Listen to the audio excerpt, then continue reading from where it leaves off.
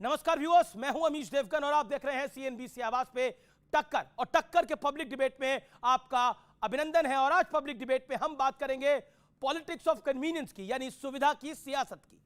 सियासत में 3 मुद्दों पर जोरदार टकराव है। पहला मुद्दा जिस पर खबर आज आई वो है 17 महीने बाद ऑनरेबल सुप्रीम कोर्ट ने दिल्ली के पूर्व उप मुख्यमंत्री मनीष सिसोदिया को बेल दे दी है, अर्थात जमानत दे दी है। हालांकि उन्हें अपना पासपोर्ट जमा करना होगा और साथ ही हफ्ते में एक दिन पुलिस थाने में हाजिरी भी लगानी पड़ेगी। लेकिन कोर्ट का फैसला आते ही आम आदमी पार्टी गदगद है और सत्य में विजयते कह रही है, तो दूसरी तरफ बीजेपी कह रही है यह सत्य में विजयते नहीं है, यह शर्म करने का टाइम है। टकराव का दूसरा बड़ा मुद्दा है वक्फ बोर्ड, जिसमें मोदी सरकार सुधार करना चाहती है, लेकिन ओवैसी से लेकर समाजवादी पार्टी तक सब इसको मुस्लिम विरोधी कह रहे हैं। सपा के एक सांसद मोहिबुल्लाह नदवी ने तो यहां तक कह दिया कि कहीं अपने हक और हकूक के लिए जनता सड़क पर ना उतर आए। बीजेपी इसे तुष्टीकरण बता रही है। और तीसरा बड़ा मुद्दा है बांग्लादेश में हिंदुओं के साथ हो रही बड़ी हिंसा और क्रूरता, जिसे लेकर बीजेपी विपक्ष पर, खासतौर पर गांधी परिवार पर जोरदार हमला किया है और कहा है कि राहुल गांधी ने गाजा पर तो खूब हाय तौबा मचाई, फिलिस्तीन पर तो बड़ी बड़ी बातें और कहानियां कही, लेकिन बांग्लादेश में हिंदुओं के साथ हो रहे अन्याय पर बिल्कुल मौन है, बिल्कुल चुपचाप है, सन्नाटे में है। सवाल यह है कि क्या वाकई देश में सुविधा की सियासत हो रही है? जो मुद्दा सूट करे उस पर खूब बोलो और जो मुद्दा सूट ना करे उस पर चुप्पी साध लो। आज इसी बड़े सवाल पर मेरे युवा मित्रों के बीच, जनता जनार्दन के बीच होगी देश की सबसे बड़ी बहस, देश के सबसे बड़े कार्यक्रम में।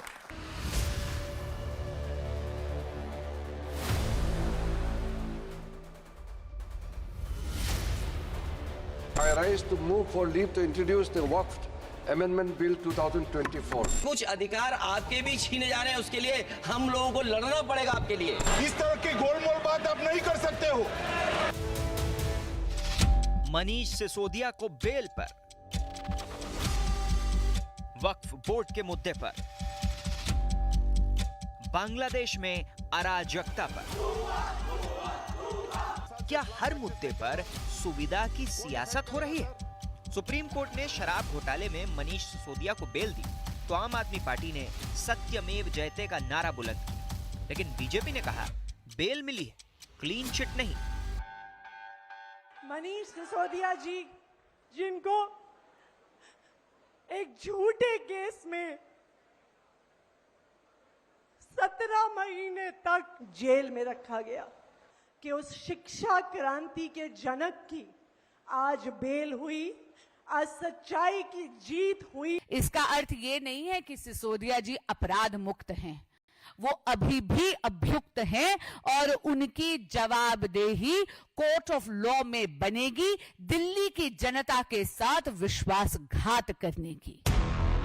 और जब मुद्दा वक्फ बोर्ड में सुधार का आया तो कुछ नेता धर्म का चश्मा लगाकर बांग्लादेश वाली अराजकता का डर दिखाने लगे। क्या कुरान में क्या लिखा है, फिका में क्या लिखा है, इस्लाम में क्या लिखा है, ये आप तय करेंगे या मैं तय करूंगा? सर, यही ऐसा ना हो कि जनता इन हुकूक के लिए, कॉन्स्टिट्यूशन को बचाने के लिए दोबारा सड़कों पर आ जाएगी। आप देश को बांटने का काम कर रहे हैं, जोड़ने का काम नहीं कर रहे हैं। आप दुश्मन हैं मुसलमानों के, उसका सबूत ये बिल है। वैसे कुछ नेता सत्ता सुख के लिए लोकतंत्र विरोधी रुख भी दिखा चुके हैं। The people who are associated with Shaheen Bagh, how many of them are still in prison? How many of them can't get bail? What's happening in Bangladesh can happen here. Is the spread in our country prevents things blowing up in the manner in which they've blown up in Bangladesh. याद रखना नरेंद्र मोदी जी, तुम्हारी गलत नीतियों से तुम्हारे प्रधानमंत्री निवास में घुस जाएगी, कब्जा कर लेगी। पहले श्रीलंका में जनता प्रधानमंत्री के घर में घुसी, अब बांग्लादेश में घुसी, अब भारत का नंबर है। सुविधा की सियासत का एक और नमूना देखिए। मुहर्रम के मौके पर प्रियंका वाड्रा को फिलिस्तीनियों का दुख दर्द याद आया। उनके समर्थन में प्रियंका वाड्रा ने ट्वीट भी किया, लेकिन बांग्लादेश में हिंदुओं पर अत्याचार के मुद्दे पर उनके ट्विटर टाइमलाइन पर सन्नाटा था। हालांकि बांग्लादेश में नई सरकार बनते ही प्रधानमंत्री मोदी ने बधाई भी दी और हिंदुओं समेत दूसरे अल्पसंख्यकों की सुरक्षा का मुद्दा भी उठाया। नेता प्रतिपक्ष और कांग्रेस पार्टी के अध्यक्ष ने ट्वीट जब किया या उनको बधाई जब दी तो हिंदुओं की वहां पर सुरक्षा की कोई बातचीत नहीं की। गाजा को लेके आपने बड़ी बड़ी बातें की, गाजा को लेके आप बड़ी बड़ी बातें करते थे, लेकिन यहाँ पर आकर आप नहीं करते हो। तो आज इन तमाम मुद्दों पर जनता के बीच होगी देश की सबसे बड़ी बहस। तो बहस के आज के 3 बड़े मुद्दे क्या हैं, आइए आपको परिचय करा देते हैं उनसे। भ्रष्टाचार के दाग बेल से क्या बेदाग हो गए हैं, पहला मुद्दा यह है। दूसरा बड़ा विषय है वक्फ का बहाना है, वोट बैंक पॉलिटिक्स निशाना है हर तरफ से। और तीसरा और बड़ा महत्वपूर्ण मुद्दा है कि कुछ नेताओं के लिए सत्ता के लिए अराजकता कबूल है, जिस तरह के बयानबाजी हुई बीते हफ्ते। इन सब विषयों पर आज एक बड़ी चर्चा होगी। जनता जनार्दन, मेरे युवा मित्रों का एक बार फिर अभिनंदन है। इस चर्चा के अंदर अपने सवालों की धार तैयार रखिए। और मेरे साथ कौन कौन जुड़ा है? मेरे साथ है प्रियंका कक्कड़, आम आदमी पार्टी की नेता प्रवक्ता, जोरदार तालियों से उनका अभिनंदन है। मेरे साथ बृजमोहन श्रीवास्तव है, एनडीए के एनसीपी के प्रवक्ता है, नेता हैं। मेरे साथ इस चर्चा में सिद्धार्थ यादव है, प्रवक्ता भारतीय जनता पार्टी के तेज तरार प्रवक्ता हैं। मेरे साथ राजकुमार भाटी हैं, प्रवक्ता समाजवादी पार्टी के। मेरे साथ प्रोफेसर अनवर पाशा हैं, सीनियर लीडर प्रवक्ता आरजेडी के। आप तमाम लोगों का अभिनंदन है इस कार्यक्रम के अंदर। तो शुरुआत करते हैं आपके साथ सिद्धार्थ यादव जी। आतिशी जी रो रही हैं और कह रही हैं कि 17 महीने तक अन्याय हुआ, 17 महीने के बाद इंसाफ हुआ है। क्या कहना चाहते हैं आप? देखिए अमीश जी, आतिशी जी के रोने का कारण क्या है वो तो मैं नहीं जानता। कारण तो बहुत हो सकते हैं, क्योंकि जिस प्रकार का पावर टसल चल रहा है आम आदमी पार्टी के अंदर, पता नहीं किसकी कुर्सी जाएगी, किसकी आएगी, किसके चक्कर का क्या रियल कारण है। पर जो आज कोर्ट का ऑर्डर आया है और उसकी जो प्रतिक्रिया आम आदमी पार्टी दे रही है वो देखना बड़ा दिलचस्प है। क्योंकि जो आम आदमी पार्टी की नीति रही कि अच्छा अच्छा गबगब और कड़वा कड़वा थू थू, जब इनको बेल डिनाई हुआ करती थी 17 बार, जब बार बार बेल डिनाई करी गई, तब इन्हें आम आदमी पार्टी वाले क्या ट्वीट करते थे? इन्हें एक आर्टिकल ट्वीट किया था, इन्होंने कहा पंचायती justice, supreme court's reasons to deny Sisodia bail make no sense at all. पर आज अगर जब इनको बेल मिल गई 17 महीनों के बाद, तब आम आदमी पार्टी आके कह रही है देश में जुडिशरी की जीत हुई है, देश में लोकतंत्र की जीत हुई है। अमीश जी, मैं आपको एक बात बता दूं, लालू जी भी जिस चारा घोटाले में कन्विक्ट हुए, जेल काट के आए, उसी केस में 5 बार बेल पर गए थे। 17 महीने के बाद पहली बार बेल पर निकले मनीष सिसोदिया। अच्छा, इनकी बेल से आप खुश हैं या परेशान हैं? इसमें खुशी और परेशानी की अमीश जी बात ही नहीं है।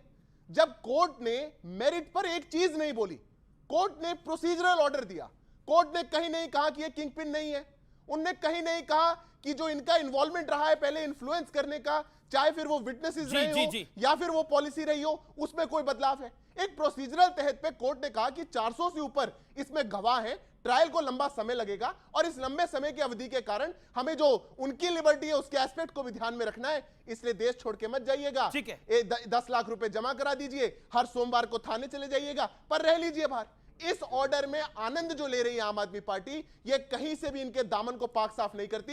ये इतिहास है और ये दिल्ली की सच्चाई है कि जो पार्टी करप्शन के खिलाफ बोलकर के आई थी वो आज करप्शन में दागदार है। आज भी अरविंद केजरीवाल अंदर है, आज भी सत्येंद्र जैन अंदर है, मनीष सिसोदिया बाहर आए हैं, स्वागत कर लीजिए। पर ये जो चोगा पहन के घूमना चाहते हैं कि हम भ्रष्टाचार मुक्त हो चुके, वो चोगा देश की जनता आपको नहीं पहनाएगी। क्या बेल से बेदाग हो जाएंगे भ्रष्टाचार के दाग?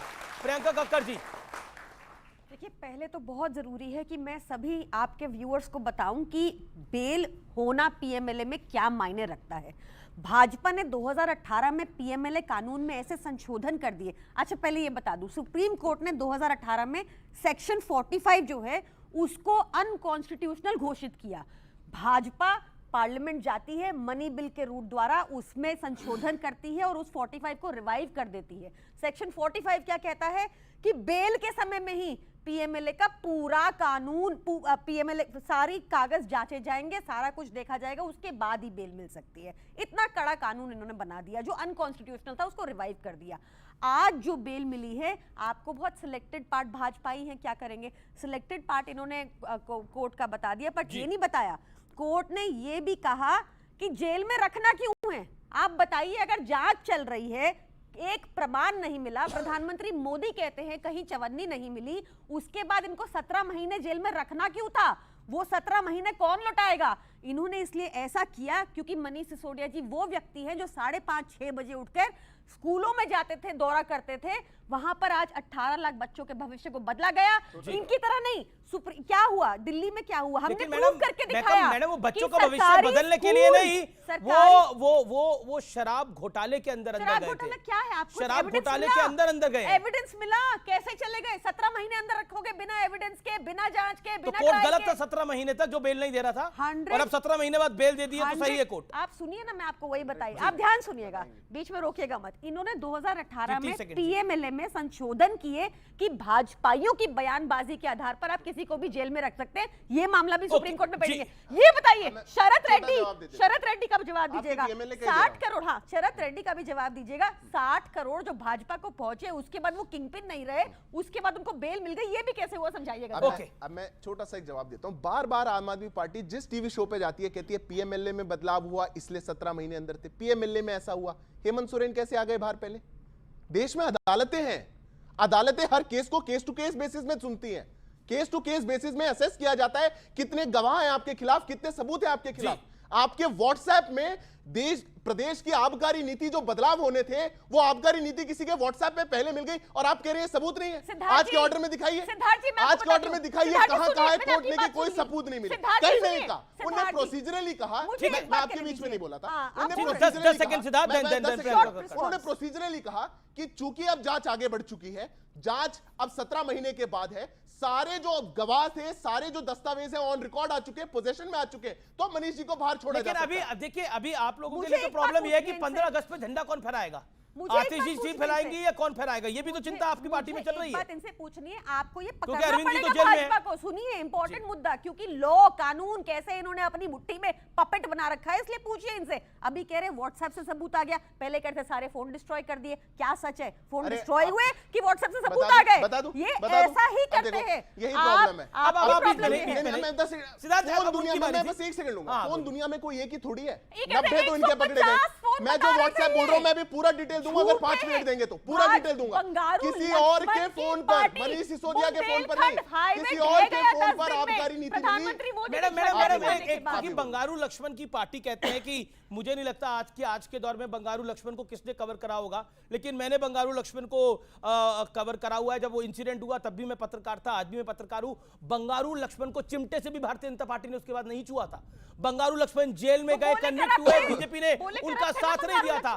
बंगारू लक्ष्मण को अध्यक्ष पद से हटा दिया गया था। अरविंद केजरीवाल जी भी जेल गए हैं, वो अभी भी स्टेट के सीएम हैं, और 15 अगस्त में सीएम झंडा फहराता है। इस बार 15 अगस्त में झंडा कौन फहराएगा? चिंता आपकी ये भी होनी चाहिए से, क्योंकि अरविंद केजरीवाल जैसी नीति अपने किसी स्टेट में अडॉप्ट नहीं कर पाए। उनको बेल मिल चुकी है। मैं दिखाता हूं, व्हाट्सएप दिखाता हूं। पीएमएलए कोर्ट ने बेल दी। बोलिए प्रियंका जी, बोलिए। विनोद चौहान कौन है? बीच में नहीं सर, आप कोर्ट में क्यों बताइए ना। अरे कोर्ट में बताया, बल्कि उल्टी बात ये कर रहे हैं। जो टीवी में बोलते हैं, आज तक एक बार आम आदमी पार्टी ने कोर्ट में नहीं बोला। एक बार टीवी का नैरेटिव अलग, टीवी की स्क्रिप्ट अलग, कोर्ट की अलग। कोर्ट में जाके बोलते हैं छोड़ दो भैया, सीएम रहने दो भैया, ऐसा करने दो भैया, और यहाँ के कहते हैं ऐसा हुआ वैसा हुआ, फोन के साथ ऐसा हुआ। कोर्ट में बताते हैं। जी, अरे कोर्ट में बताते हैं। मेरा लेकिन आप लोग भी तो सुविधा की सियासत कर रहे हैं। जहां आपको सूट करता है आप वहां पर अपनी चीजों को ढक लेते हैं, जहां सूट नहीं करता वहां कहते हैं देखिए विपक्ष वाले तो भ्रष्टाचारी हैं। भ्रष्टाचार में आपके अपनों के दाग आपको अच्छे नजर आते हैं? छगन नहीं, बिल्कुल नहीं आते। और आपके बगल में एनसीपी अजीत दादा पवार की पार्टी खड़ी हुई है, और आप लोग क्या बोलते थे उस पार्टी के बारे में, उस पार्टी के नेताओं के बारे में मुझे बताने की आवश्यकता नहीं है। इसलिए मैंने दिया कि सुविधा की सियासत है और देश के लिए यानी इन लोगों के लिए आफत है। हर सियासतदान सिर्फ अपने लिए सोचना चाहता है, अपनी पार्टी के लिए सोचना चाहता है, इनके लिए कौन सोचना चाहता है? मैं 5 सेकंड लूंगा। ये तो हम पे आक्षेप हो गया। हमारे लिए कोई नहीं है। मैं मानता हूं, मैं विनम्रता से आपसे आई बेग टू डिफर, और मैं बिल्कुल स्पष्ट कहता हूं हमारे लिए कोई सुविधा की राजनीति नहीं है। हमारे लिए भ्रष्टाचार माने भ्रष्टाचार। अगर हमने कहा है कि इस देश से corruption has to quit India, अगर ये नारा दिया है नरेंद्र मोदी जी ने, तो सबके लिए दिया है। एक व्यक्ति का केस बंद नहीं हुआ, वो कहीं भी रहे, 70 एजेंसी करोड़ अपना के इंडिपेंडेंट घोटाले काम पर करती है, भ्रष्टाचारी कोर्ट्स है। अपने इंडिपेंडेंट काम करते हैं। क्योंकि और अजीत political पवार का party नाम अलग आया, है। उनकी पार्टी के नुमाइंदे हैं, तो उनसे मुझे ये मतलब इनसे ये कुछ नहीं, एनडीए ये बोलते थे एनडीए भ्रष्टाचारी। में पूरा एनडीए एक तरफ, अजीत दादा पवार वाली एनसीपी एक, हर अजीत बहस पवार में की हर चर्चा हुआ चर्चा में अजीत पवार आप का ही नाम जरूर आ भ्रष्टाचारी जाता है, बुलाते थे उनको। छगन भुजबल का नाम जरूर आ जाता है। अमित जी, मैं इस बात का आज बहुत स्पष्ट रूप से बताना चाहता हूँ। बोल दीजिए, आज खुले मन से बोल दीजिए, पब्लिक ताली बजाएगी। जी जी जी जी। ये बात सच है, ये बात सच है कि अजीत दादा पवार पे आरोप लगता है, 70,000 करोड़ का आरोप लगता है, ये बात भी बिल्कुल सच है। लेकिन फिर से समझिएगा कि एक शिकायत होना, शिकायत की जांच होना और जांच होने के बाद उस शिकायत की हकीकत होना, सच्चाई होना, ये तीन अलग अलग चीजें हैं। अरेस्ट हो गए, कुछ नहीं मिला, बहन ये बीजेपी में शामिल हो गए, बहन साफ हो मेरी गए। बात तो सुन लीजिए पूरी। देखिए, इनका दुख अलग है कि और ये हमारे तीन नेता को स्टेज है। जेल में डाल दिया गया और अजीत दादा पवार को उप मुख्यमंत्री बना दिया गया, इनके उप मुख्यमंत्री को जेल में, और जो उधर करप्शन के थे उनको यही तो मैं आपसे कह रहा हूं, इनका दुख भी तो हकीकत वैलिड तो है। समझिए ना। देखिए, वो 3 इडियट फिल्म थी, इसके अंदर दोस्त के नंबर अच्छा है तो अच्छा लगता है, लेकिन मतलब बुरे आए तो बहुत बुरा लगता है, लेकिन अच्छे आए तो बहुत ज्यादा बुरा लगता है। तो वही हाल है आप दोनों मैं का। सोचता हूं कि पूरी बात जब समझेंगे तो समझ में आएगा कि इनका दर्द गलत है। जांच हुई, जांच में ये मिला कि जिस समय का अजीत दादा पवार पे 70,000 करोड़ का आरोप लग रहा है, हमारी तो जेल सुन में तो लीजिए ना, सुनिए तो सही, अब ये अन्याय कर रही है, बोलिए। सुन तो लीजिए। जिस समय 70,000 करोड़ का आरोप लगा, उस समय उनके मंत्रालय का बजट उस 2.5 साल में कुल 13,000 करोड़ का था। 13,000 करोड़ पे 70,000 का आरोप था। जब ये बात सामने आई, आरोप किसने लगाया था? मैं कह रहा हूं जिसने भी आरोप लगाया, आपको याद है थोड़ा? मैं याद बगल वाले ने लगाया है। किसने लगाया आरोप? भारतीय जनता पार्टी के नेताओं ने लगाया था, भारतीय जनता पार्टी के नेताओं ने लगाया था। पर लेकिन एक मिनट, अमित जी, एक मिनट ध्यान रखिए, लेकिन दो हैं इनके, दो सांसद हैं इनके भी। बात तो सुनिए ना। लेकिन उसके बाद जब वो सच्चाई, उसके बाद जब वो सच्चाई हम लोगों ने आदरणीय मोदी जी के सामने रखी कि आपके नेताओं ने आपको गलत जानकारी दी है, उनका बड़प्पन देखिए, उनका बड़प्पन देखिए कि उस बात को कहने के एवज में उन्होंने कहा कि ठीक है, आप हमारी पार्टी के साथ काम करिए और मैं आप लोगों को अपनी पार्टी में अपने एनडीए के अंदर लेकर हम काम करेंगे। आज हम लोग एनडीए में काम कर रहे हैं। तकलीफ ये है इनको, आप लोग समझे, इनको तकलीफ इस बात की है। कहा अजीत पवार भ्रष्ट है, उनको अपनी पार्टी में लिया, साफ कर दिया। हमारे केस में कहा भ्रष्ट है, जेल में डाल दो, ट्रायल चलता रहेगा। नहीं, वहां सबूत मिलाए, सबूत मिलाए, वहां सबूत मिलाए, वहां सबूत मिलाए। बीजेपी भी आरोप लगाया। 30 सेकंड बात पूछता हूं। जी, जब वो उधर ये कहीं आपका गठबंधन ना तुड़वा दे। नहीं, बिल्कुल ऐसे कैसे? नहीं, ऐसे कैसे जब ये टूटेगा उधर थे, गठबंधन? जब ये उधर थे तब ये कहते थे ये भाजपा वाले देखो सब विपक्ष वालों को फंसाने का काम कर रहे हैं। मैडम को कोई प्रॉब्लम हुई क्या? सुनिए, अभी देखिए इनकी हालत। जब ये उधर थे तो कहते थे भाजपा वाले सबको फंसाने का काम कर रहे हैं, यही है सबसे सच्चे, और इधर आके कह रहे यही तो थे कट्टे भ्रष्टाचारी। मतलब जब आपके पास है तो सदाचारी, जब इधर आके तो भ्रष्टाचारी। वाह भाई वाह, वाह भाई वाह। ये जो भ्रष्टाचार अजीत दादा पवार पे आरोप लगता है ये कर रहे थे, वो सरकार किसकी थी? वो सरकार तो यूपीए की थी। अब बताइए, उस सरकार में तो पार्टनर हम भी थे और पार्टनर हम भी थे, यानी अगर ये करप्शन कर रहे थे, जो इन पर चोरी करने का आरोप लगा रहे हैं, तो चोरी किसकी सरकार के अंदर हो रही थी? तो यानी इसके एक पॉइंट, जबकि आप कह रहे हो कि चोरी नहीं हुई है, लेकिन देखिए, अब मैं ये बात नहीं बोलता कि खर जो आदमी करप्शन करता है वो थोड़ी बोलता है मैंने करप्शन करी है, वो तो जांच होती है तो पता लगता है। सबूत भी नहीं मिल पाए। लेकिन एक बड़ा विषय है, एक बहुत बड़ा विषय है। 15 अगस्त का दिन आ रहा है, 15 अगस्त का दिन आ रहा है, और ये सवाल जो है, मैं दिल्ली के लिए सवाल पूछ रहा हूं, पूरी दिल्ली के लिए, पूरे देश के लिए। दिल्ली सरकार के मुखिया इस समय जेल में बंद है, तो झंडा कौन फहराने वाला है इस बार? हमें पूरी उम्मीद है कि दिल्ली सरकार के मुखिया उससे पहले ही बाहर आ जाएंगे, क्योंकि पीएमएलए कोर्ट ने बेल दे दी है, सुप्रीम कोर्ट ने बेल दे दी है, फिर अपनी सीबीआई ले आए, अपनी महीने निकाल दिए। अब इस उम्मीद में अच्छा कौन सी डेट है? 15 अगस्त से पहले कौन सी डेट है बताइए? फिर चिट्ठी लेकर, अगर आपको इतना भरोसा था तो चिट्ठी लिखकर ये क्यों परमिशन मांगी गई कि इस बार 15 अगस्त पे आतिशी जी को झंडा फहराने की? अरे डेट ही नहीं है सुप्रीम कोर्ट में, डेट ही नहीं है 15 अगस्त से पहले। कमाल का भरोसा है ये, पूरी कोशिश कर रहे हैं। नहीं जेल में आम रखने खाओगे की। आप 15 अगस्त को जेल में बैठ के, रहेंगे। डेट ही नहीं आपको उससे क्यों? बाहर कहां से आओगे? सवाल बात कर दी। जेल में रहेंगे। एक अमीर जी, अमीर जी, मैं आपको सीरियस बताता हूँ, सूत्रों के हवाले से खबर है, सूत्रों के हवाले से खबर है, 15 अगस्त के लिए आम की पेटी मंगा ली है केजरीवाल जी ने, बाहर आने का कोई चांस नहीं है, अंदर बैठ के आम खाएंगे और यहाँ आकर के बात बोल रहे हैं। ये इतने गिरे हुए लोग हैं कि हेल्थ मैं गिरा हुआ हो गया मैम, अभी आप क्या कर रहे थे? हुआ पता नहीं, मैंने तो नहीं करा एक बार भी। भाजपा की बात कर रही हूँ। अभी चलती भी बहस में हुआ कर रहे थे। देखिए अब हुआ करना गिरा हुआ होता है या अपने शामिल अरविंद केजरीवाल जी अंदर है, वो आम खा रहे हैं, गिरा हुआ है। नहीं, ये केजरीवाल जी आम नहीं खा सकते, कैसी बात है? पहले भी खा रहे थे, ये कैसी बात हुई? जरूरी नहीं, ये कैसी बात हुई? ये कोई वो नहीं है कि आपकी तभी होगी मैम मत खाइए आम, आप कुछ और खा लीजिए, पहले तो सीजन भी नहीं था तब खा रहे थे, अब तो सीजन है। आप मशरूम खाइए। कैसी बात है? लोगों को 80 करोड़ कैसे रेलेवेंट है? यहाँ पर आप आम की बात कर रहे हैं, आम बड़े मीठे होते हैं, सबके मुंह में पानी आ गया है, लेकिन मेरा निवेदन है एक एक करके हर विषय पे बात हो।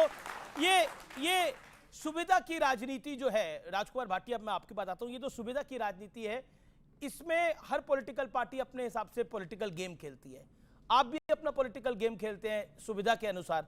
आपके एक नेता कहते हैं कि देखिए ये जो वक्फ वाला एक्ट आया है ये पास नहीं होना चाहिए, अगर पास होगा तो मतलब ये तो इस्लाम का जानकार तो मैं हूं, कुरान का जानकार तो मैं हूं, हम फैसला करेंगे, सरकार फैसला करेगी। पॉइंट ये है कि वक्फ किसी भी जमीन पर कैसे भी करके अगर कब्जा कर ले और चिन्हित करके कब्जा करे, यही आरोप है। और सिर्फ ये एक तबके के आरोप नहीं है, कई तबकों के आरोप है। तो क्या अगर उस सिस्टम और उसका अपना और वक्फ भी उसका फैसला करे, जज भी उनका है, मुंसिफ भी उनका है और इंसाफ भी उन्हीं का है, और अदालत में जाने का अधिकार नहीं है, जबकि रामलला का जो टाइटल सूट था वो सुप्रीम कोर्ट में गया जो इस देश के आराध्य थे, लेकिन वक्फ का मामला किसी कोर्ट में नहीं जाएगा, high court, sessions court, supreme court में जाएगा, वक्फ का फैसला वक्फ ही करेगा। ये इंसाफ है क्या? और आप लोग संविधान की बात करते हैं। देश की स्थिति ये है कि भारतीय जनता पार्टी और उसका समर्थक मीडिया, उसका सारा जोर होता है मुसलमान को बदनाम करने में, मुसलमान के खिलाफ बोलने में, उनके खिलाफ नफरत फैलाने में, उनके ऊपर झूठे सच्चे आरोप लगाने में। क्या इस देश में ऐसा संभव है कोई किसी प्रॉपर्टी पर जाकर कब्जा कर ले और उसकी कोई सुनवाई ना हो? कोई कोर्ट नहीं है, न्यायालय नहीं है, कोई अदालत नहीं है।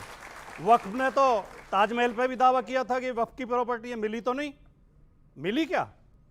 दूसरी बात, हम में से बहुत लोग ये नहीं जानते होंगे, देखने वाले दर्शक जो हैं, कि वक्फ की जो प्रॉपर्टी होती है वो होती क्या है। वो प्रॉपर्टी वो होती है जिसे मुसलमान लोग ही दान करते हैं वक्फ को। वो कहीं सरकार नहीं देती उसे, या कहीं से दूसरे समाज से नहीं आती, तो उनकी अपनी प्रॉपर्टी है, उनका अपना प्रबंधन है। ये सब जगह है। सिखों के गुरुद्वारों का प्रबंधन कौन करती है? शिरोमणि की गुरुद्वारा प्रबंधक समिति। बिल्कुल बिल्कुल।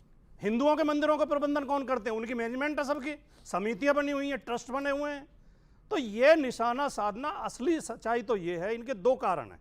ये जो इसमें वक्फ में कानून को इतना जरूरी नहीं है कि बदलना, चेंज करना, लेकिन बदलना भी था तो पहले जिस समाज के लिए लेकर आ रहे हो आप, ये कह रहे हैं हम तो मुसलमानों की बेहतरी के लिए लेकर आ रहे हैं, पहले किसानों की बेहतरी के लिए लेकर आए थे, उसमें सारे किसान सड़क पे आ गए, अब मुसलमानों की बेहतरी के लिए लेकर आ रहे हैं, वो इसके विरोध में है। भैया जिसकी बेहतरी के लिए लेकर आ रहे हैं उनमें से आपके नेता ने कहा वो सड़क पे भी आ सकते हैं। उन लोगों में से कुछ अच्छे लोगों को चुन के, जो विद्वान हो, जो जानकार हो, सलाह ले लिया करो। उसमें गलत, इनके दो वजह हैं। मैं दो थोड़ा समय लेना चाहूंगा, 10 सेकंड लेना नहीं, क्योंकि आपने बोला कि मीडिया वाले भी टारगेट करते हैं। मैं एक इतिहास बताना चाहता हूं, और ये इतिहास इस देश के जनता को जानने का संपूर्ण हक है और सबको हक है। तमिलनाडु के तिरुचुथुरई में एक गांव है, एक तिरुचुथुरई का एक मामला है जिसमें जमीन बेचने गया था एक व्यक्ति, और जमीन पर पहले ही वक्फ बोर्ड का कब्जा था, और केवल एक जमीन पर नहीं बल्कि पूरे गांव पर उसका दावा था। तमिलनाडु का जो तिरुचुथुरई गांव है वो पूरा हिंदू बहुल गांव है, और वहां पर जो एक मंदिर है वो 1500 साल पुराना है। वो गांव का गांव वक्फ बोर्ड के पास कैसे चला गया? ये इंसाफ हुआ था या अविश्वास हुआ था? ना सुनना पड़ेगा। 2014 में कांग्रेस की सरकार जब जा रही थी, वक्फ के नाम पर इस देश दिल्ली के अंदर, ये जो दिल्ली इलाका है जहां से हम और आप आते हैं, उस दिल्ली इलाके के अंदर, पॉश एरिया के अंदर कई सारी जमीनें रातों रात वक्फ के नाम कर दी गई, और मनमोहन सरकार का ये रिटर्न गिफ्ट था वक्फ बोर्ड को। और ये बात प्रमाणिक है, जब सरकार जा रही थी, यानी जब आचार संहिता लग चुकी थी, तब ये फैसला किया गया, तब नोटिफिकेशन जारी किया गया। 2 उदाहरण दिए आपने। 200 उदाहरण ऐसे भी हैं जहां वक्फ की प्रॉपर्टी पे दूसरे लोगों ने कब्जे कर रखे हैं। दो दीजिए वक्फ की जगह जगह शिकायत चल रही है। उनका केस तो वक्फ के बाद दिल्ली में कई प्रॉपर्टी हैं। दूसरी बात, वक्फ की प्रॉपर्टी लगभग 1.5 लाख 2 लाख प्रॉपर्टी है, 9 लाख एकड़ तो जमीन है खाली। कोई एक दो केस का मसला नहीं है। लेकिन मैं कहना ये चाहता हूं, इनकी नजर उन जमीनों पर है। ये अभी नजूल भूमि के लिए कानून लेकर आए उत्तर प्रदेश विधानसभा में, और इनकी पार्टी के अंदर से विरोध हो गया, क्योंकि नजूल की भूमि जो पड़ी है खाली। इधर मत भागिए, अयोध्या में इन्होंने कई हजार एकड़ जमीन 3 इंडस्ट्री को दे दी, 3 उद्योगपतियों को दे दी। जो सेना की जमीन है, जो सेना के पड़ाव की जमीन है, ठीक है, ये करना चाहते हैं। ये भूमाफिया की तरह काम कर रहे हैं। इनकी जमीन पर नजर है, इसलिए ये बात अपोजिशन ने बोली कि आपकी जमीन पर नजर है, अखिलियतों की जमीन पर नजर है। सिर्फ समाजवादी पार्टी नहीं, अपोजिशन के बड़े रेलवे की जमीन पर नजर है। अभी भाटी जी ने कहते अभी सुनिए ना, बात को सुनिए। अभी भाटी जी ने कहते रेलवे और सेना जो है वो तो सरकारी संगठन, सरकारी ऑर्गेनाइजेशंस है, लेकिन वक्फ कौन सी सरकारी ऑर्गेनाइजेशन है? अयोध्या में सेना की जमीन दे दी उसको। अभी भाटी जी ने कहते कहा वक्फ ने तो ताजमहल की भी जमीन मांगी थी, मिल गई क्या? तो दे दें क्या? वो आपकी मांग लेगा, दे दें क्या? देश की किसी की भी मांग लेगा, दे दें क्या? मैं फैक्ट पे जवाब दे रहा हूं। अब ये नहीं सुनेंगे, मैं फैक्ट पे जवाब देता हूं। सिद्धार्थ यादव को भी सुन लीजिए, यादव जी को भी सुन लीजिए। बीजेपी के नेता सिद्धार्थ यादव को भी सुन लीजिए 30 सेकंड के लिए। देश में जब पहली बार वक्फ एक्ट आया गया था, इसका केस गया था लंदन में, जब हम गुलाम थे। वहां की कोर्ट ने इसको इलीगल बताते हुए कहा था कि ऐसा नहीं होना चाहिए, पर तुष्टीकरण तो तभी शुरू हो गया था, तभी से बता दिया गया। तब यहाँ पे ईस्ट इंडिया कंपनी ने, जो यहाँ का शासन था, उन्होंने कहा नहीं हम वक्फ टाइप बनाते हैं। उसके बाद ये काले अंग्रेज आ गए। कांग्रेस ने आने के बाद 55 में बदला, 66 में बदला, 96 में बदला, आप बदलो 3 बार। और वक्फ एक्ट में आपने वो प्रोविजंस कर दिए जो गैर इस्लामिक है। अरे मजार का प्रोविजन कर दिया, मजार तो कुरान में नहीं लिखी, आप वक्फ एक्ट में दे सकते हो। आज कोई पुल जा रहा है दिल्ली में, ऊपर से जा रहा है, उसमें मजार बन जाती है और कहते हैं मजार हमारी थी। पहली बात। दूसरी बात, गांव का उदाहरण भी आपने दिया, तमिलनाडु के गांव का 1500 साल पुराना मंदिर, 1400 साल पुराना धर्म, पर मंदिर उनका। कमाल बात है। और ये कैसा एक्ट हुआ जहां पर जो सर्वेयर होगा, वो सर्वेयर भी इस्लामिक स्कॉलर होगा। वही जाएगा, वक्फ का व्यक्ति जाएगा और जाके सर्वे करेगा जमीन हमारी है या नहीं। फिर आगे ट्राइब्यूनल में बैठ जाएगा, फिर आगे ट्राइब्यूनल में कहेगा हाँ ये जमीन हमारी है। और इस बात को लेकर के आप कोर्ट में नहीं जा सकते। और मैं बताऊं इनको मिर्ची क्यों है। 101 करोड़ दिए इन्होंने 2005 के बाद, आरटीआई का डाटा है, वक्फ बोर्ड को 101 करोड़ दिए इन्होंने। उत्तर प्रदेश पूरा दे डाला वक्फ बोर्ड को समाजवादी पार्टी ने, और 123 लुटियंस की जमीन दी कांग्रेस पार्टी ने। ये जो इनके साथ तुष्टीकरण की राजनीति चल रही है कि ऊपर के जो कुछ आका हैं उनको मना करके चलो, उनको साथ जोड़ करके चलो, नीचे का समाज मांग करे जा रहा है कि इसको बदला जाए। आप क्यों नहीं बोलते कि महिलाएं उसमें नहीं होती? किसी ने बोला एक बार भी? क्या इस देश की आधी आबादी, क्या मुसलमान 2 बहनें बैठी है हमारी वहां पे, वो वक्फ की मेंबर नहीं हो सकती? पर हमारे आज देश में 21वीं सदी में भी एक ऐसी पितृसत्ता सोच की एक ऑर्गेनाइजेशन चल रही है, कोई नहीं बोलेगा, क्योंकि बात वोट की है, बात वोट की है, इसलिए नहीं बोलेंगे। पाशा साहब भी है, क्योंकि आम आदमी पार्टी भी आरोप लगाया। एक सेकंड, पाशा साहब एक वाक्य मुझे नहीं, अब पाशा साहब एक बार भी नहीं बोले, केवल एक वाक्य, अन्याय हो जाएगा। नहीं अन्याय नहीं, उन्होंने बहुत एक आपत्तिजनक वाक्य बोला। क्या? ये लोगों में गुस्सा भरने के लिए, लोगों में नफरत भरने के लिए, लोगों को भ्रमित करने के लिए, आप गलत बताइए, इस तरह के गलत वाक्य समाजवादी पार्टी ने पूरा उत्तर प्रदेश दे दिया। मैं फैक्ट के साथ बोल सकता क्या बात कर रहे हैं? कितने कब्रिस्तान इन्होंने बांटे, जितना लैंड इन्होंने बांटा, उसका इतिहास है, आरटीआई है। एक उदाहरण दीजिए, पूरा उत्तर प्रदेश दे दिया। इस तरह की गलत बयानी नहीं होनी चाहिए। ठीक है, अब आपने अपने काउंट आपने दस। ओके पाशा, मैं आऊंगा। मैंने पाशा साहब एक बार भी नहीं बोले। पाशा साहब, मतलब वक्फ के अंदर आप तो खुद जानकार आदमी है, ये बताइए फैसला कौन करता है, सर्वेयर कौन होता है और निर्णय कौन लेता है, बता दीजिए। ये सब आरएसएस करती है। अगर आपके शब्द आरएसएस करती है, वक्फ के अंदर आरएसएस करती है। वाह, बहुत बढ़िया सर। झूठ की खेती, सुनिए, थोड़ा तो बख्शिए प्रभु। झूठ की खेती, बोना और फसल काटना और वोट हासिल करके जनता को भ्रमित करके, सच क्या है, सांप्रदायिकता फैला करके, सच बता दीजिए, सांप्रदायिकता फैला करके वोट लेना, ये भारतीय जनता पार्टी का एक ही एजेंडा है। और भारतीय जनता पार्टी इस एजेंडे पर फेल हो गई है। जनता ने रिजेक्ट कर दिया। झूठ की खेती की। प्राइम मिनिस्टर ने मंगलसूत्र छीन लेगा मुसलमान, भैंस क्यों खींच के ले जाएगा तुम्हारा मुसलमान, छीन के ले जाएगा। ये झूठ की खेती करने वाले लोग सारे झूठ बोले, जितने तत्व दिए आपने, जितने आपने तत्व दिए वो सब झूठ के झूठ है। मैं अभी चैलेंज करता हूँ, आप किस गांव में कब्जे की बात कहां तक है आपको नहीं मालूम? मैं खामोश था, आप भी खामोशी सुनिए। बिल्कुल मैंने आपके झूठ को सुना है, आपके झूठ को खामोशी से सुना है, बर्दाश्त किया है। आप भी सुनिए हमें। चलो सुनाओ। ये झूठ की जो आप अभी तक जो वक्तव्य दे रहे थे झूठ पर आधारित, वक्फ के बारे में आपको मालूम नहीं है वक्फ है क्या, वक्फ बोर्ड है क्या, नहीं मालूम है आपको। ये एक धार्मिक संस्था है, दान दिया जाता है, उसमें किसी दूसरी जमीन को एक्सेप्ट नहीं कर सकते आप। हमारे पास 100 बीघा जमीन है, हमने 10 बीघा जमीन वक्फ कर दिया। वक्फ यानी डेडिकेट करना, वक्फ का जो ट्रांसलेशन है इंग्लिश में डेडिकेट करना है। डेडिकेट किसके लिए? वेलफेयर के लिए, चैरिटी के लिए, गरीब बच्चों के लिए, यतीम खाने के लिए, उनके पढ़ाई के लिए, उनको स्वास्थ्य की सुविधा देने के लिए।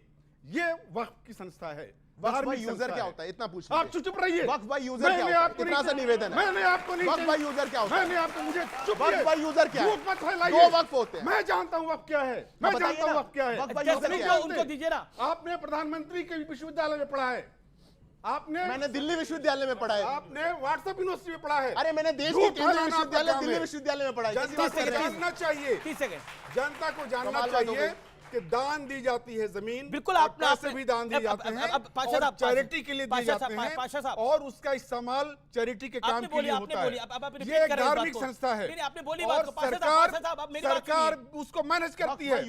आप 2013 का अमेंडमेंट देखिए, 2013 में एक अमेंडमेंट एक्ट आया था, बिल आया था, और उसमें जो गड़बड़ियां होती थी, दूसरे लोग जो कब्जा कर लेते थे वक्फ की जमीन पे, जो इंक्रोचमेंट वक्फ की जमीन पर दूसरे लोग करते, आप तो बिल्कुल गलत कह रहे थे कि वक्फ कब्जा करती है, नहीं, वक्फ की जमीनों पर दूसरे लोगों ने कब्जा किया हुआ है।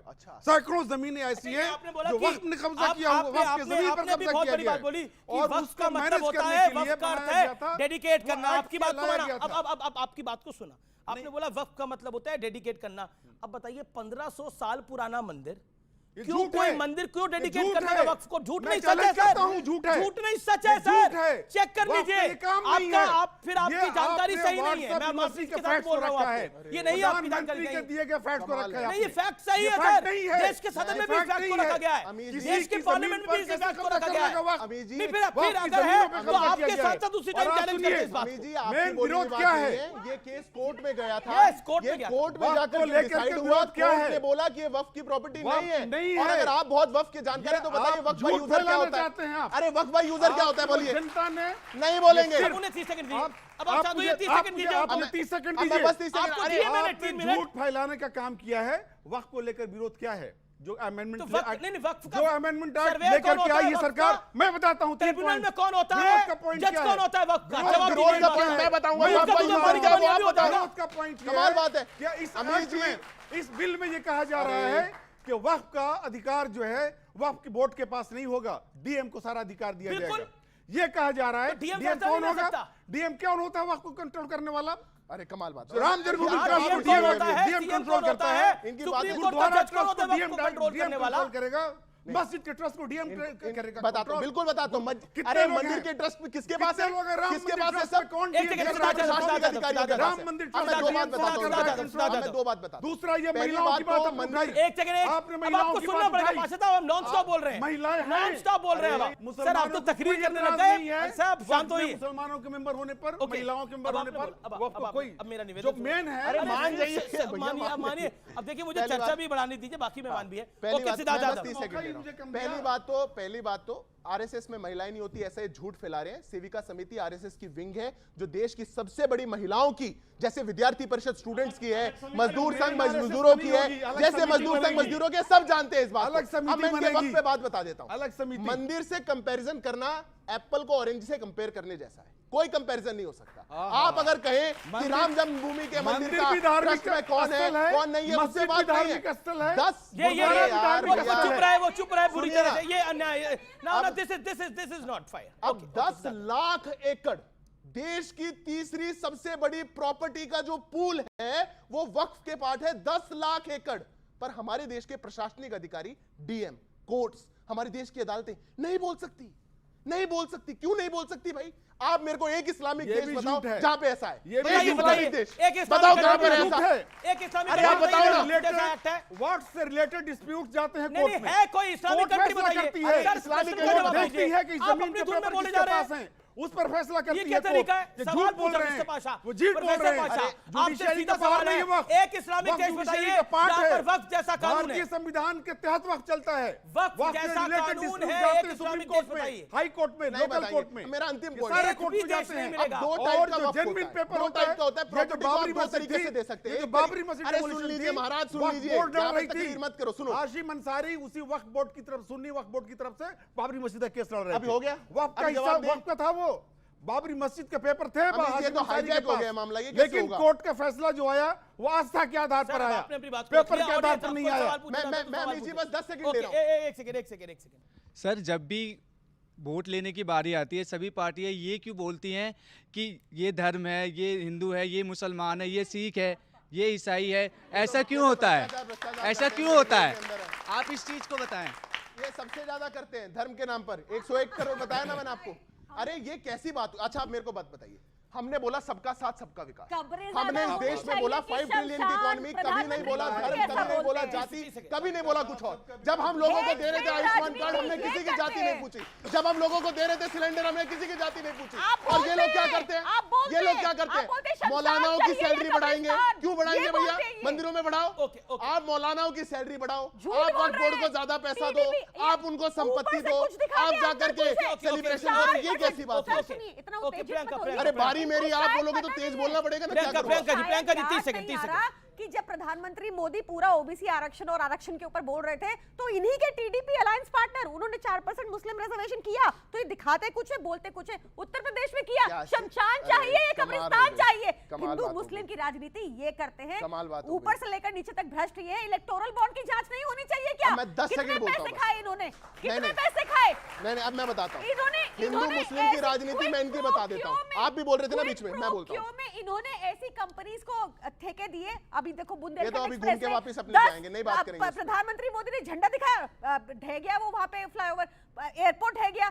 ऐसे इन्होंने ये जानलेवा हो चुकी है इनकी करप्शन। अमित जी सब मेरे बीच में बोलते हैं, मैं किसी के बीच में नहीं बोल रहा। आपको 10 सेकंड देना पड़ेगा। हिंदू मुस्लिम की राजनीति मैं आपको बता देता हूं। गाजा में होगा तो ये बोलेंगे, बांग्लादेश में होगा तो ये नहीं बोलेंगे। ये हिंदू मुस्लिम की राजनीति। गाजा में जाएंगे राहुल गांधी, प्रियंका गांधी, सोनिया गांधी सब ट्वीट करेंगे, पर बांग्लादेश की माइनॉरिटीज के साथ होगा तो ये नहीं बोलेंगे। ये है इनकी हिंदू मुस्लिम की राजनीति। क्या देश की माइनॉरिटी नहीं है? गाजा की माइनॉरिटी है पर बांग्लादेश की नहीं है। ये है इनकी तुष्टीकरण की राजनीति।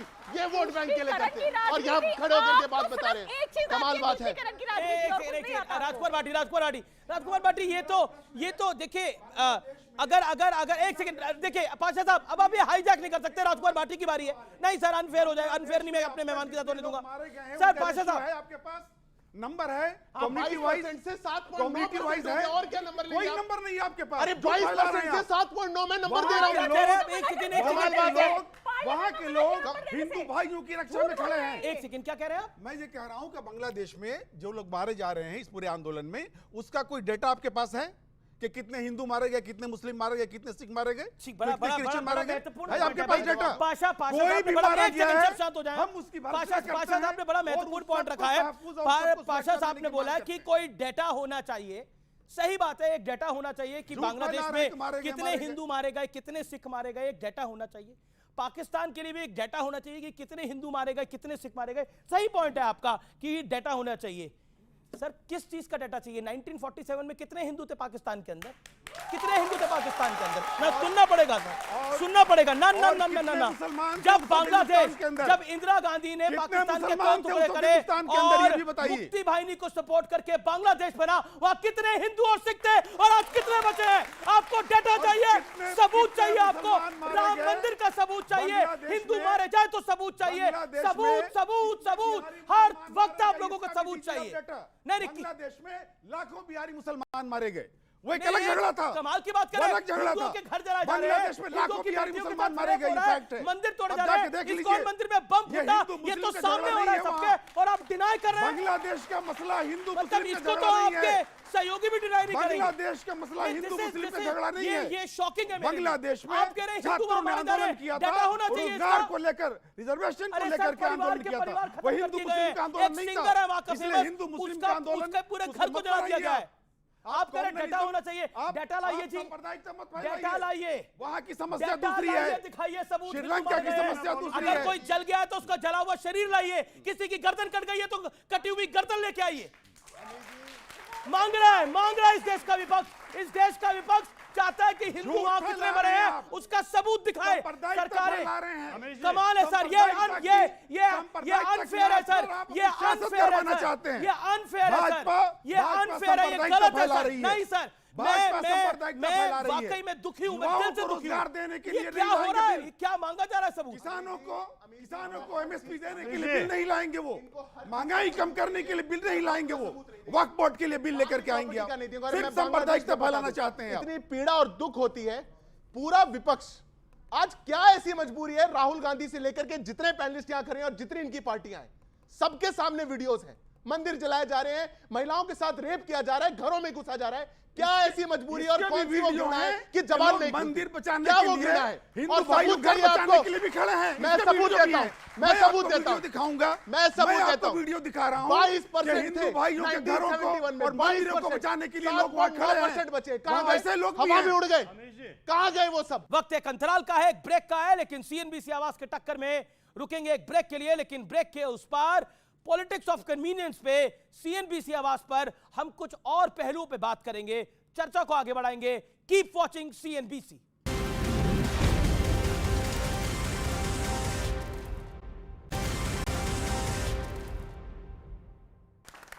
वेलकम बैक व्यूअर्स, आप देख रहे हैं सीएनबीसी आवाज पे टक्कर का पब्लिक डिबेट एडिशन। मेरा क्वेश्चन ये है कि क्यों डीएम और एसडीएम वक्फ बोर्ड की जमीनों के कागजात या उनकी जमीनों के हिस्सेदार क्यों नहीं हो सकते? ये अच्छा सवाल है, ये अच्छा सवाल है आपका। ये वक्फ बोर्ड भी है उसी तरह से जैसे कोई मंदिर का ट्रस्ट होता है, गुरुद्वारा का ट्रस्ट होता है, उसमें भी कोई डिस्प्यूट होता है तो कोर्ट में जाता है, उसमें डिस्प्यूट होता है तो वो पुलिस भी देखती है, डीएम भी देखता है, इसमें कोई फर्क नहीं है। फर्क यह है कि मैनेजमेंट कमेटी जो है वो धार्मिक संस्था है, वक्फ बोर्ड जैसे आपका ये जो राम मंदिर ट्रस्ट है धार्मिक संस्था है, जो गुरुद्वारा ट्रस्ट है धार्मिक संस्था है, उसका मैनेजमेंट उसी धर्म से जो इलेक्टेड रिप्रेजेंटेटिव हैं वो देखते हैं, वो कानून बनाते हैं और वो कानून हिंदुस्तान के कॉन्स्टिट्यूशन के दायरे में होता है, संविधान के दायरे में होता है। इसलिए ये भ्रम जो फैलाया जा रहा है कि वो डीएम नहीं, अब ये कहा जा रहा है जो सीईओ होता है उसमें वक्फ बोर्ड का, वो गवर्नमेंट का अपॉइंटेड होता है, गवर्नमेंट एम्प्लॉय होता है, गवर्नमेंट का ऑफिसर होता है, वो सारी चीजों को देखता है, उसके फंड को देखता है, उसके रूल रेगुलेशन को देखता है। डीएम पे यकीन क्यों नहीं है? आपको ये कहा जा रहा पूरा है जिला डीएम पे यकीन करता है, वक्त डीएम पे यकीन नहीं कर रहा। सुपरसीड करने के अधिकार डीएम को दिए जा रहे हैं इस बिल में। तो क्या दिक्कत है? बिल्कुल कोई दिक्कत है। क्यों? अगर राम मंदिर ट्रस्ट के मैनेजमेंट को दे देंगे डीएम को? नहीं, राम मंदिर का ट्रस्ट का मैनेजमेंट नहीं है, वही ये है, वक्त का मैनेजमेंट वही है, उसी तरह राम मंदिर की जमीन पूरे देश में तीसरे नंबर की जमीन नहीं है। की बातें हैं बिल्कुल। ओके, और वही एक सेकंड मैं फिर विषय पर आता हूं, लेकिन मेरा लेकिन ये वक्त के मामले पर आपने सहयोगियों को मना लिया है, एनसीपी को, टीडीपी को, जेडीयू को, इसीलिए तो 10 साल में पहली बार किसी बिल को जेपीसी में भेजना पड़ा है। देखिए अमित जी, आपको भी गठबंधन धर्म अब निभाना आ रहा है धीरे धीरे।